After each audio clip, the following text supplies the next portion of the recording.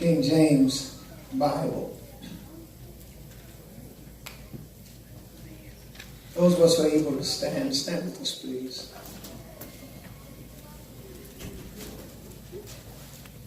Then these men assembled and found Daniel praying and making supplication before his God. Then they came near and spake before the king concerning the king's decree. Hast thou not signed a decree?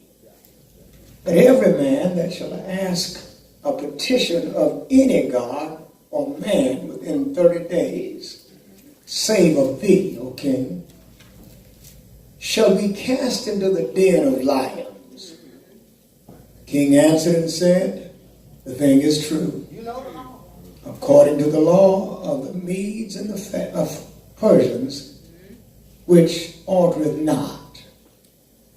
Then answered they and said before the king, that Daniel, which is of the children of the captivity of Judah, regardeth not thee, O king, nor the decree that thou hast signed, but maketh his petition 3 times a day. King, when he heard these words, was so displeased with himself, and set his heart on Daniel to deliver him. And he labored to the going down of the sun to deliver him. And these men assembled unto the king and said unto the king, know, O king, that the law of the Medes and the Persians is that no decree nor statute which the king established may be changed. Then the king commanded, and they brought Daniel, and cast him into the den of lions. Now the king spake and said unto Daniel, thy God, whom thou servest continually, he will deliver thee. Finally, and a stone was brought, laid upon the mouth of the den, and the king sealed it with his own signet and with the signet of his lords, that the purpose might not be changed concerning Daniel. Finally, then the king went to his palace and passed the night fasting. Neither were instruments of music brought before him, and his sleep went from him. Then the king arose very early in the morning and went in haste unto the den of lions. Amen. I'm going to stop there. I want to talk to us about when God is the judge. All right. When God is the judge. When God is the judge.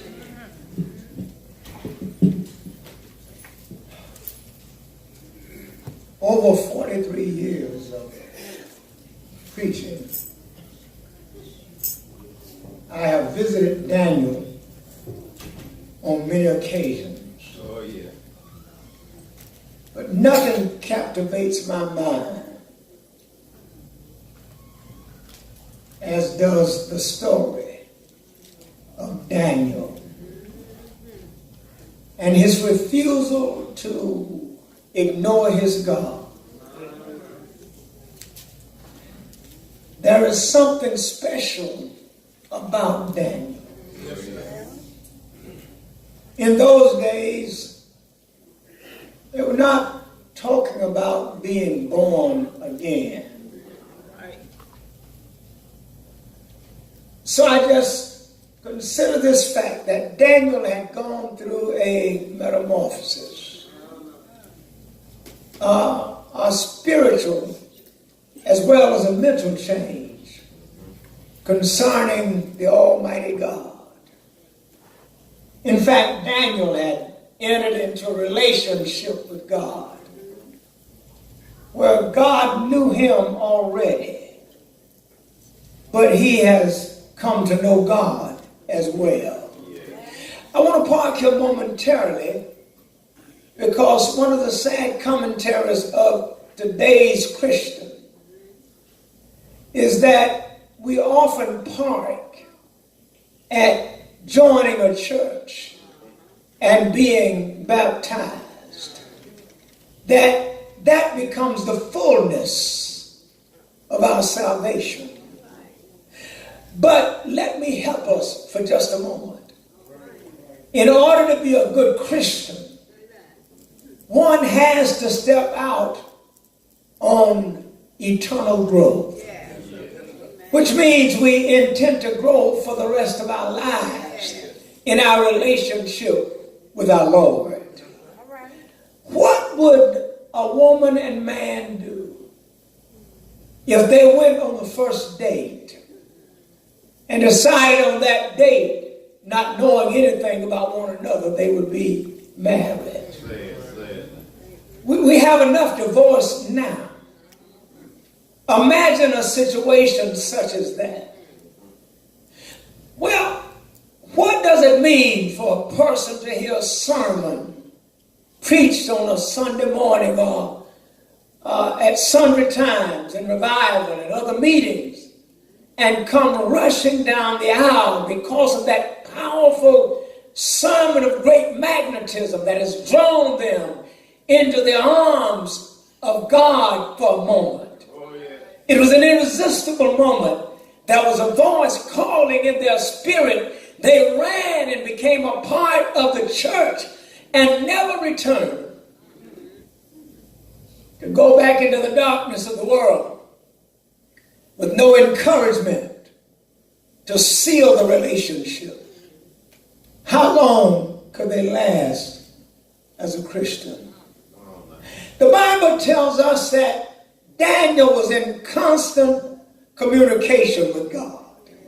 In fact, from the innuendo, it seems as though Daniel was in a personal and intimate relationship with God, which means Daniel knew God, but even greater, God knew him. Daniel, knowing God, had come to a place of trust. And when one really gets to know God, there's no problem trusting God. All right. It doesn't matter how dark or how dismal the situation is. When you get to know God, you know God can be trusted. Yeah, when you get into this relationship with God, it is unlike any other relationship. And yes, Daniel was already a praying man. And they knew Daniel. They knew Daniel prayed 3 times a day. They knew Daniel had a commitment to God, that Daniel would pray to God 3 times a day. They knew Daniel's habits. And one thing about the enemy, he knows our habits. He knows our habits. He knows the isness of who we are. So he's always on the lookout to find out a place where he might be able to destroy the relationship between us and God. So the king makes a decree. It's bad to be the king and people around you are much smarter and think ahead of you. They talked to the king, and king made a decree without really thinking through what he was doing. That nobody over the next 3 days was allowed to pray. Nobody. It did not exclude anybody. It didn't matter what kind of faith you had, what kind of religion you were involved in. There was no prayer allowed for 72 hours. Against the law to pray, because the king had made a decree. The sad thing is that the king could not withdraw his decree. It was in place. Once he made it, once his signet was on it, it was a done deal. Nobody was allowed for the next 72 hours, the next 3 days to pray. But Daniel had a habit, a commitment to 3 prayers a day. Daniel prayed 3 times a day. And to Daniel, his relationship with God and his commitment to God was greater than anything any man could say or do. one thing Daniel had learned that God could be trusted. That I want to park here for just a moment, because you're joining the church is not where the power comes. It is you getting in an intimate relationship with God where you know God and God knows you. That when you speak, you know God is hearing. There's not a time I bow down to pray that I don't believe God is listening. I trust Him. Joining the church doesn't save you. You join the church because you got saved. Because you are saved. Because you know you've entered that place of born again, because you've had the born again experience. Daniel was in a relationship with God. God knew Daniel, but Daniel also knew God. Daniel knew that once he had made a commitment to God, that whatever happened during the course of that commitment, Daniel knew God had him covered. So the king's boys want to get Daniel. Because the king has an affinity for Daniel. He loves Daniel. And out of all the Hebrews, he said, I don't want anything to happen to Daniel. Because Daniel has wisdom. But his wisdom is beyond earthly wisdom. Because Daniel prayed 3 times a day. He prayed 3 times a day. And Daniel was so consistent, all you had to do was watch him for a couple of days and you could pick up on his prayer habit. They had picked up on Daniel's prayer habit. And then they ruled that they helped the king out with a decree that you just won't be no praying for the next 3 days. That's all it took, 3 days. All they had to say was, won't be no praying for 1 day. They could have cut it a whole lot shorter, because Daniel was going to pray. Because Daniel is in this intimate relationship with God. And there's something that happens to a person when they get intimate with God. In fact, you shed so many of your worries when you get intimate with God. You start expecting good things to happen in your life when you get intimate with God. I would not want to live haphazardly wondering if God is going to bless me. When you're in an intimate relationship with God, you can expect God to come to your rescue. When God can trust you like you can trust Him, or when God can trust us like we can trust Him,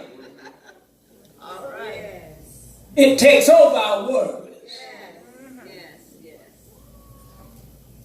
Why worry and pray? Daniel has made a covenant with God. And he'd been doing it over and over and over again. Watch this. No matter how saved you are, the enemy is going to look for your habits. The enemy is always looking for your habits, because if they ever discover your habits, they know how to place a stumbling block for you. They studied Daniel, and so they crafted this decree, and the king signed it. No prayer for 3 days. But Daniel prayed 3 times. No prayer for 3 days. But he kept on praying. And listen, he didn't even change his praying ground. He went and prayed where he always prayed. It was like, catch me if you want to. Because I'm talking to somebody who's bigger than your king. In fact, I'm talking to somebody who causes your kingdom to exist. I'm talking to the God of creation, the God who made it all, the God who causes the sun to rise and go across the sky on a daily basis, and the moon to follow its tracks. And then he decorates the universe with the stars, and he causes the water to flow down through the rivers and the oceans and the lakes and the ponds. He's the God of all creations. He made it all out of his mind. He took nothing and made everything. That's the God I serve. Can't you see Daniel now in this intimate relationship with God, and somebody thinks a decree is going to cut him off from every blessing he's ever received. Daniel keeps on praying. The boys are looking at him. They notice they're not looking for Shadrach, Meshach, and Abednego. They're looking for Daniel. Because Daniel is consistent in his behavior. And that's where the Christian has to get. We have to become consistent in our behavior. We can't be Sunday morning Christians. And when we give the benediction after morning worship, that we are off to next Sunday morning. No, you don't get days off from this.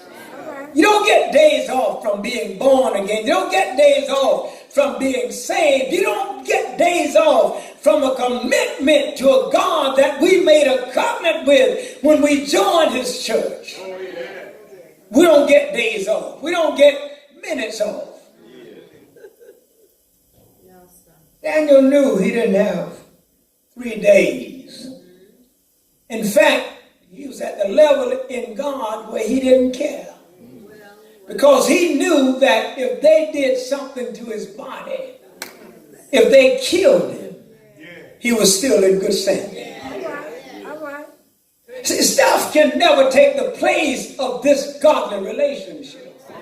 Stuff can never replace in our lives what God and God alone can do. Stuff can never give us the kind of intimacy. I've seen people with everything they wanted and was still miserable.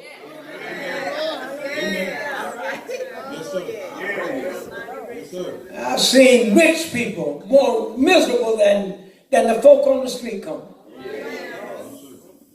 Anybody seen them? Never happy, never smile, never showing joy. Act like they're always under pressure. Now, I've seen folk who were just making it on broken pieces. Happy, always laughing, always had an encouraging word for somebody who was better off than them. You wonder how in the world are they talking about what God is going to do for you when he's not doing it for them? Well, you don't know what God is doing for them. Because, see, joy and peace of mind outweighs everything else you have. When you have joy and peace of mind, it doesn't get better than that.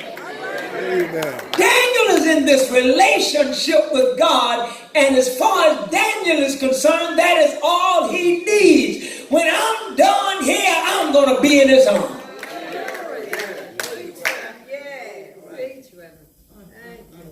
I'm done here.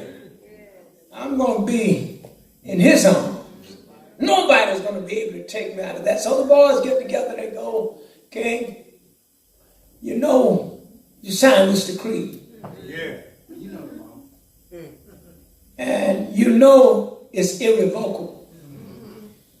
You know it can't be turned back. All right. Yes, I know all of these things. Well, your buddy, you know the one you like so well, Daniel. Well, he's not just praying, but he's praying 3 times a day. We've been watching him. He's praying 3 times a day, and your decree can't be revoked, can't be turned over. It is what it is.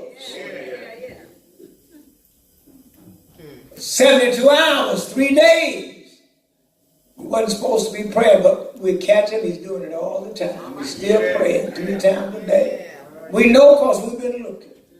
Isn't it something that someone will see the God in you and do all they can to contaminate your spirit?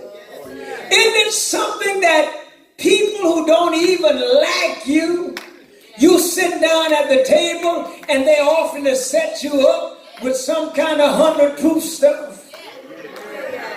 You just stepped in for dinner because they have a good meal, and all of a sudden somebody who never speaks to you asks you what you want to drink.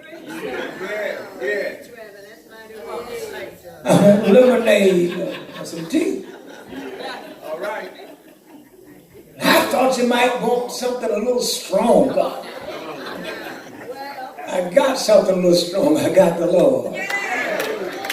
I don't need false spirits. I don't need spirits that I can take in me and they control me. I need a spirit that comes upon me and covers me and livens me up and gives me joy. I don't need any downers in my life. I need something from God that will lift me up. Daniel said, I'm going to pray. Y'all do what y'all got to do. But I'm not stopping the prayers. I'm going to keep on praying. Listen, when you want something from God, when God is blessing you in your life, don't you think for one moment you're going to make it through unscathed. The devil is going to show up. And sometimes he shows up in your best friend. Well, I don't know him like that. He probably won't take this from me, but he'll take it from you. Yeah, no, you don't even have to tell him I gave it to him. I sent it to him. Take this bottle here and take it to him. Tell him you just want to celebrate your promotion. You'll accept that. You'll celebrate with you because y'all tight. Y'all like this. Y'all like 2 peas in a pod. They don't care how they get you. They don't care what they have to do. They'll befriend you and you wonder, how is it that all of a sudden they become to like me? They don't. They're trying to destroy me. This is what's going on with Daniel. They're trying to destroy the relationship between Daniel and God because they know this relationship is so intimate that God meets with him 3 times a day.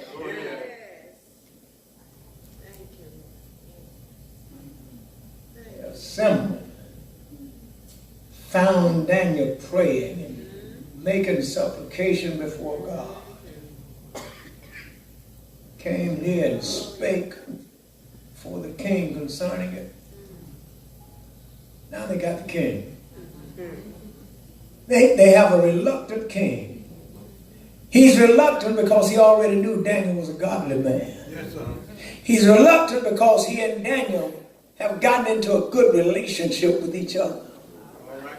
There's something about Daniel that was magnetic for the king, and he has developed an affinity for Daniel. He loves him. Yes.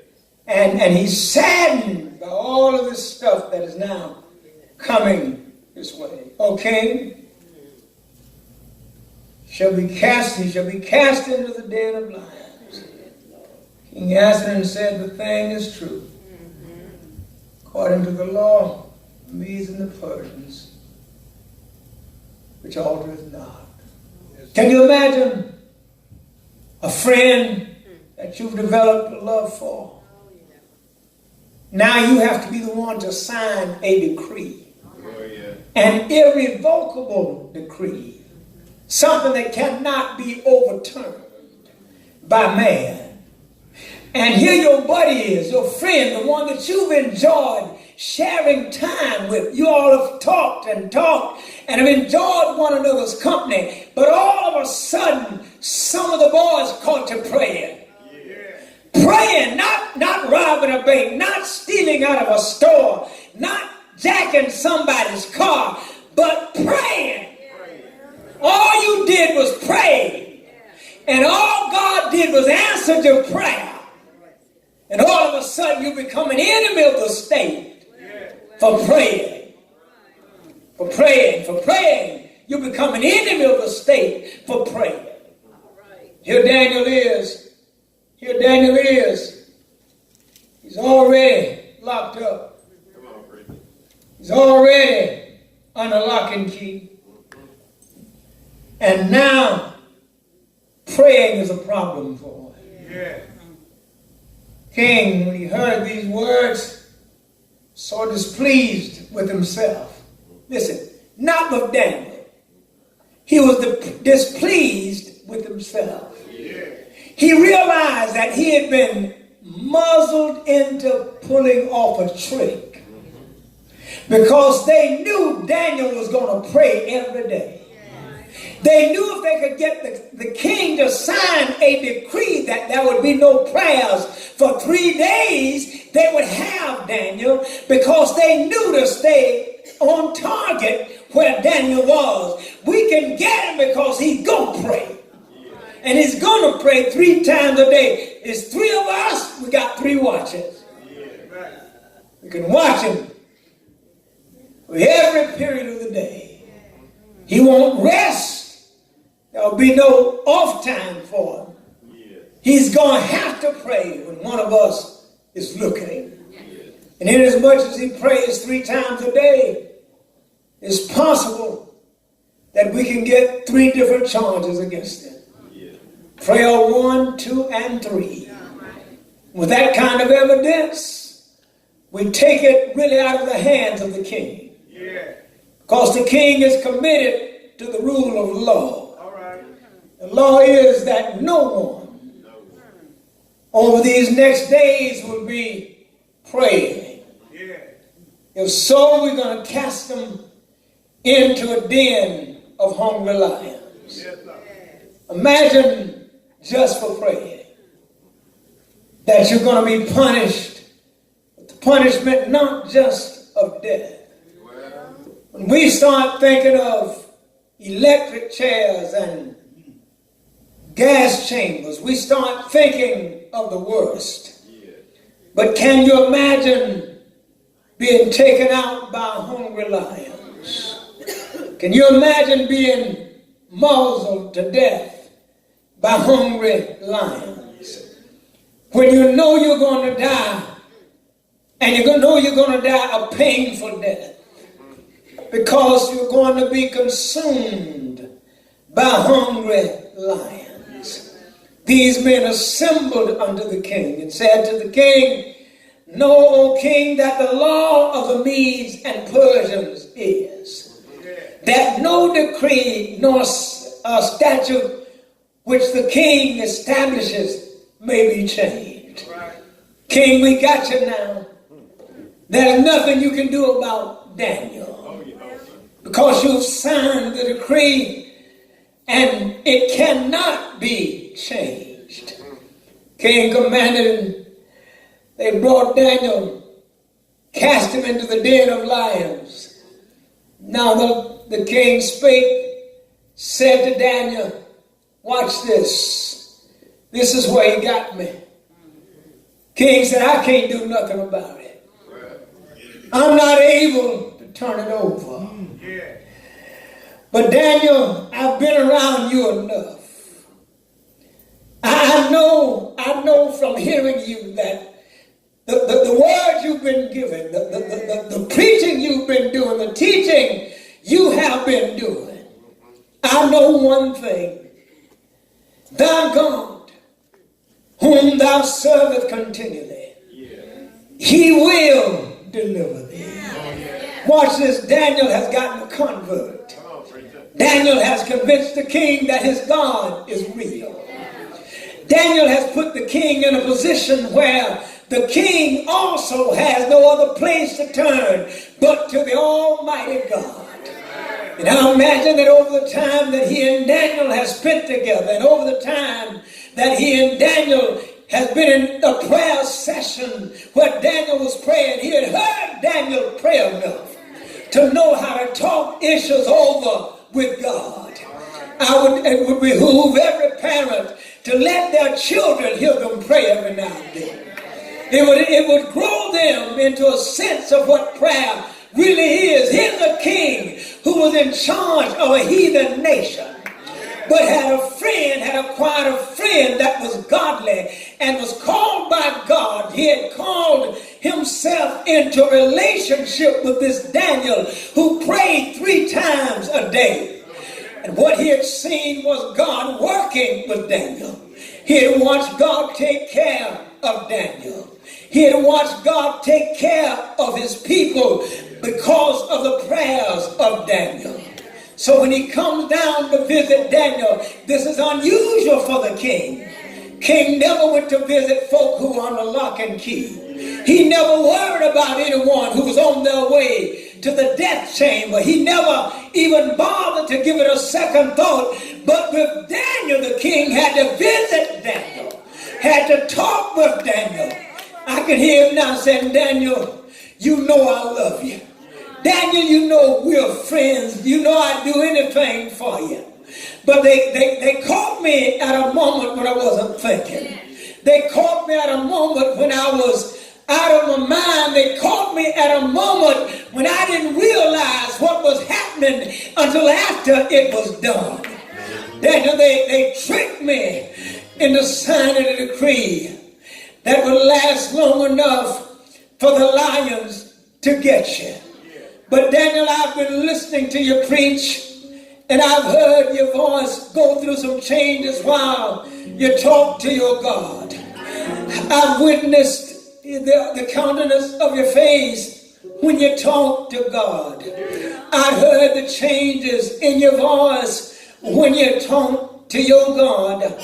I watch your God take care of your people even while they're in captivity.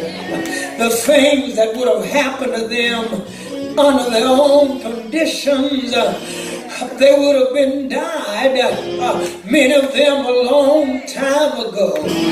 But I listen to your prayers and I watch your people. It let me know that your God can do the impossible. And Daniel, I heard them when they came and made the announcement to me that we put him down in a den of hungry lions.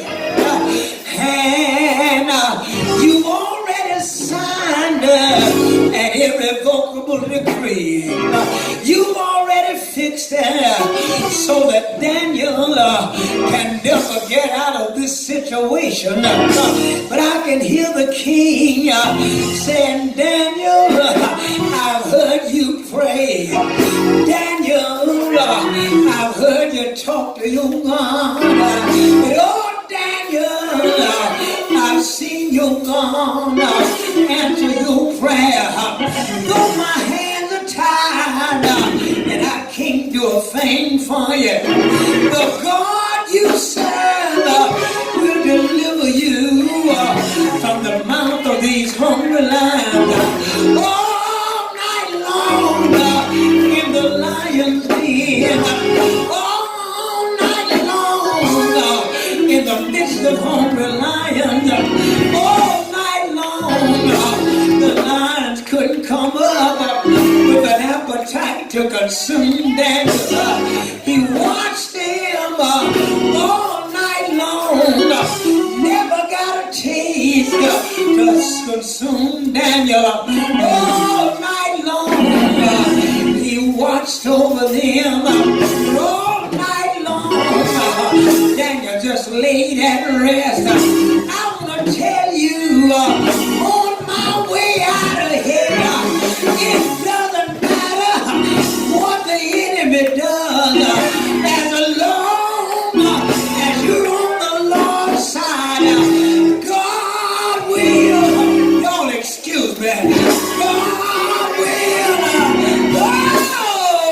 God will, he'll make a way somehow. Anybody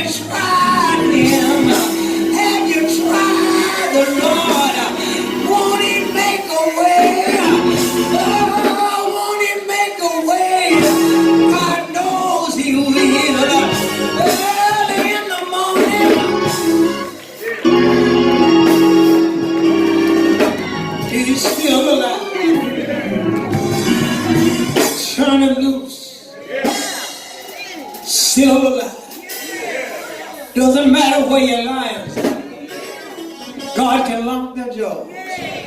Doesn't matter what you're going through, God can bring you. Doesn't matter how dark or dismal your situation, just keep on trusting in God. Whatever you're in now, God is bringing you out.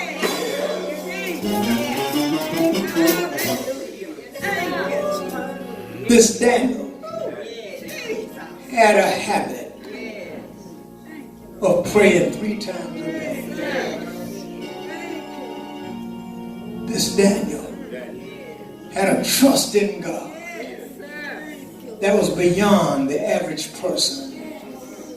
Daniel had a commitment to prayer. Every Christian ought to have a commitment to prayer. What a commitment to prayer would do, it would take all the mess out of you. A commitment to prayer will clean you like you've never been clean. It'd be better than cast off. It'll clean you. See, you can't pray and be foolish at the same time. God will clean you out if you want to be clean. God will open doors that no man can close, and He'll close doors that no man can open. What do you want your life to be? How do you want your life to be? How do you want God to take care of your children? How do you want God to take care of your grandchildren? Turn to prayer instead of gossip. Go positive instead of negative. Look up instead of always looking down. Watch God move for you. God did not do anything for Daniel that He won't do for us if we get into the place where Daniel was with God. God still makes ways out of no way. He still heals. He still delivers, and He still makes free. God can do it for you. He can do it for me. He can do it for us, just as He did Daniel. Daniel was a unique creature. He was a unique man, but he was a godly man, so unique that his prayer life was consistent every day at the prayed. God could expect to hear from Daniel 3 times a day. And God responded. Lions, instead of eating him, laid down with him and went to sleep. That's what God will do for your enemies. He'll let them come and visit, and they don't feel like doing you any harm. Only God can change people. We can't. But what we can do is pray. What we can do is put it all in God's hands. What we can do is pray for our enemies. And for those who despitefully misuse us, we can pray. Pray for them, not pray against them. We're so busy praying against folk, we forget to pray for them. Pray for your enemy. Don't be praying God to kill them. Pray that God heals them. God delivers them. And God sets them free. That's what you want. You want friends. You don't want enemies. You want brothers and sisters in the Lord. You don't want enemies. You don't want to see folk hurt. You want to see them healed. That's what the Christian is. We want to see people lifted. We want to see people healed. We want to see people delivered. That's what the church is for. I'm not pointing at you talking about, I wish you could go to hell. No, I want you to come to heaven with me. I want you to go there. If you beat me, I'll see you later. If I beat you, I want to be able to see you later. Let's pray for the best in people. Not about. We always pray about the worst in folk. Let's pray for the best in them. God can do anything he wants to with anybody. He just can't fail. Start praying for your enemy. I do it every day. Still got some, but I'm letting God handle them. I ain't got time to fight. I've been in the fight. I've been in Vietnam. I ain't on no more wars. Let God handle it. God will handle your problem. What Daniel shows us is that our problems don't get too big for God. Now he's in a den of hungry lions. There's at least 3 lions in the den. He's in a den of hungry lions. And none of them are hungry enough to eat him. Hello, somebody. He's in a den of hungry lions. And none of the lions are hungry enough to eat him. Is that God? Or is that God? He will do the same thing for us. If you're in this house now, and you've been